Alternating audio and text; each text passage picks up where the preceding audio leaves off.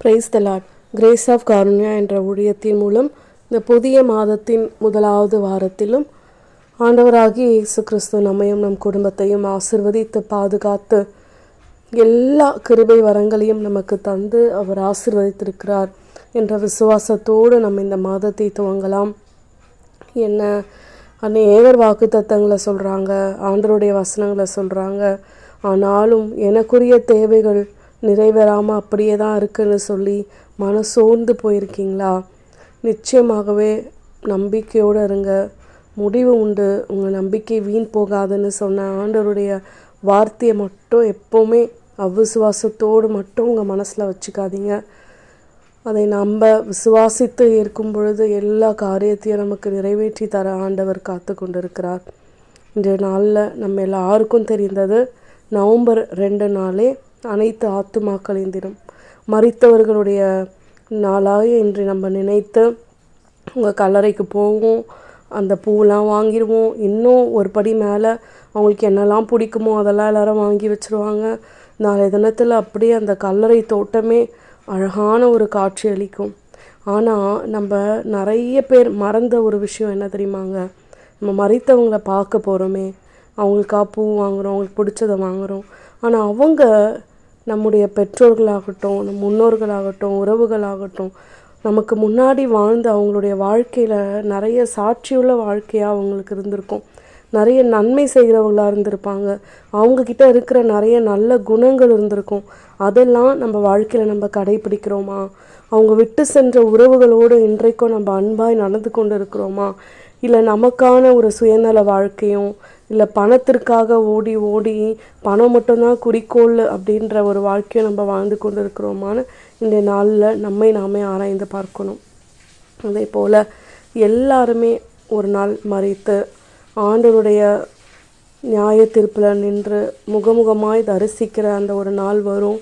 அந்த நாளில் நம்ம வெட்கப்பட்டு பின்னிட்டு போகாதபடி ஆண்டவருக்கு பிரியமாய் வாழ்ந்து இந்த பூமியில் இருக்கிற நாள் ஒவ்வொன்றிலும் ஆண்டவருக்கு பிரியமாய் உண்மையாய் வாழணுன்ற முடிவை இன்றைய நாளில் நம்ம எடுப்போமா? அன்பான தேவனுடைய பிள்ளைகளே, மற்றவங்க எப்படி வேணால் இருந்துட்டு போட்டோம், ஆனால் தேவ அன்பை சுமந்த நம்ம வாழ்க்கையில், ஆண்டவருடைய வார்த்தைகளை இருதயத்தில் வச்சிருக்கிற நம்முடைய வாழ்க்கையில் எப்போவுமே ஒரு முன்மாதிரியான ஒரு எல்லாருக்கும் எக்ஸாம்பிளான ஒரு வாழ்க்கை வாழ தான் ஆண்டவர் விருப்பப்படுறாரு. அதனால் மன்னிக்கிற ஒரு குணத்தை நமக்குள்ளே ஏற்படுத்தி கொள்ளலாம். யார் யாரையெல்லாம் இந்த நாளில் நம்ம விட்டு விலகி இருக்கிறோன்னு நினச்சிருக்கோமோ அவங்களுக்காக ஜெபிக்கலாம். திரும்ப போய் அப்படியே அவங்களோட ஒப்புரவாகி அந்த மனசு கஷ்டம் அப்படி நிலைமைக்கு போக வேண்டாம்.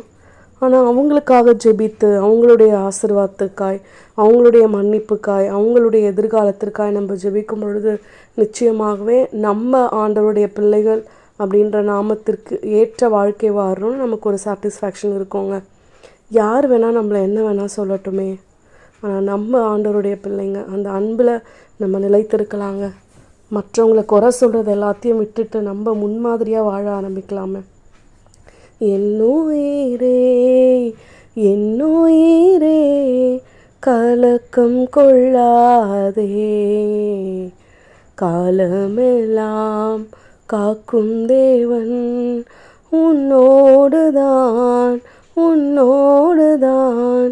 கண் காணும் செல்வங்கள் கரைந்தோடி போனாலும் கரையாத அவர் அன்பு குறையாத.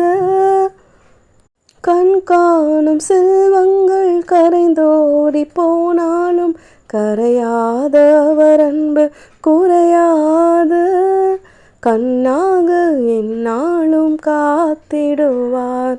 ஆம் அன்பானவர்களே, ஒருவேளை நம்ம செய்த நன்மைகள் அநேகர் மறந்திருக்கலாம். எவ்வளோ பேருக்கு இக்கட்டான சூழ்நிலையில், யாருமே இல்லாத சூழ்நிலை நம்ம உதவி செஞ்சுருக்கலாம். இன்றைக்கு எல்லாராலும் நம்ம மறக்கப்பட்டிருக்கலாம், தள்ளப்பட்டிருக்கலாம். ஆனாலும் அனுதினமும் நம்மை அரவணைக்கிற ஆண்டவர் நம்மளை ஒரு நாளும் தள்ளுவதில்லை. நமக்கான ஆசீர்வாதத்தை கொடுத்துட்டு தானே இருக்காரு.